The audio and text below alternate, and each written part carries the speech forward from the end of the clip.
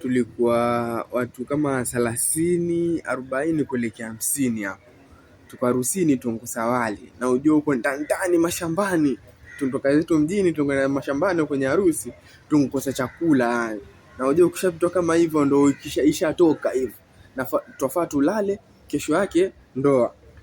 Ya mmoja akaja na wazo. Unajua huku vile ambavyo mashambani kuna miembe, kuna machungwa nini, zungukeni katafute chakula. Tukakubaliana na hilo wazo. Tukaanza kuzunguka, tukapata mwembe mkubwa una maembe mengi. Pura. Jamaa mmoja hakuna nyoka kule juu, bonge moja la nyoka. Sasa tukaacha kupura maembe, ikatwa twamuole nyoka, twampura nyoka. Kupura nyoka. Kama kweli bana ule nyoka bana chini la watu wa kumzanganyira, kumpiga tukamuua.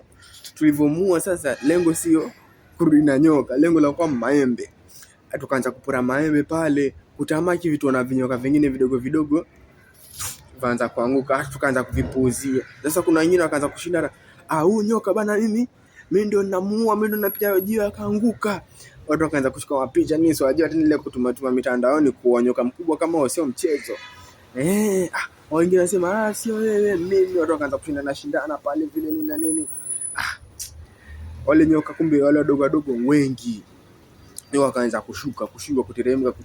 Walipozidi kuteremka sasa ndo pale nyoka hatari ya waanza kutufukuza sasa, kila mtu nduki na njia yake, mbio na njia yake.